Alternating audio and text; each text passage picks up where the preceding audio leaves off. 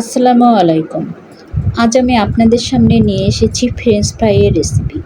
রেসিপিটি ভালো লাগলে অবশ্যই চ্যানেলটি সাবস্ক্রাইব করবেন এবং লাইক বাটন অন করে রাখবেন পরবর্তী ভিডিও পাওয়ার জন্য। দেখুন, আমার বাচ্চারা এবং হাজব্যান্ড ফ্রেঞ্চ ফ্রাই খেতে এতই ভালো লাগে এবং এটা এতই সুস্বাদু হয়েছে যে তারা বারবার লাইক দিচ্ছে। তো আসুন শুরু করা যাক।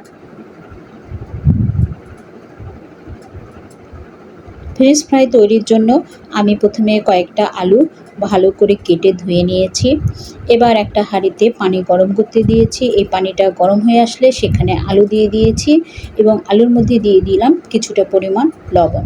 আলুগুলোকে আমি সম্পূর্ণ পরিমাণে সিদ্ধ করব না, 50% সিদ্ধ করে নেব। 2-3টা বলক চলে আসলেই এই আলুগুলোকে আমি নামিয়ে ফেলবো এবং ঠান্ডা পানি দিয়ে ধুয়ে ফেলবো।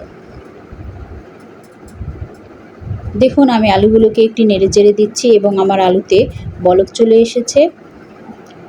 ইতিমধ্যে আমি আলুগুলোকে ধুয়ে নিয়েছি। এবার সেই আলুগুলোকে একটা বাটিতে নিয়ে এর মধ্যে দিয়ে দিচ্ছি কিছুটা পরিমাণ ময়দা,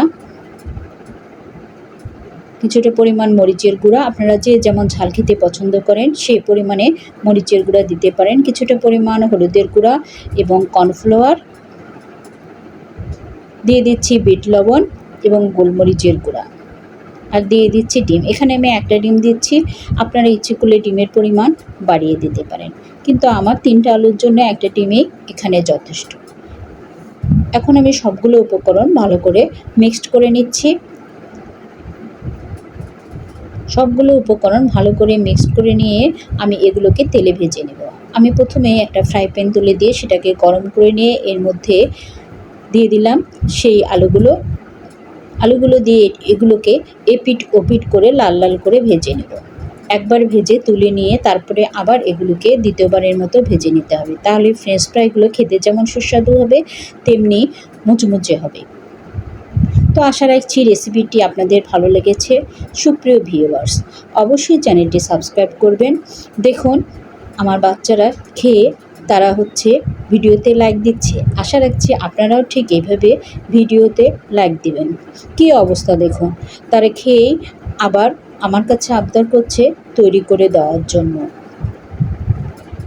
আমার রেসিপি ফলো করে আপনারা যদি রান্না করেন, আপনার কাছে ঠিক এরকমই আবদার আসবে। তো আজকে এ পর্যন্তই।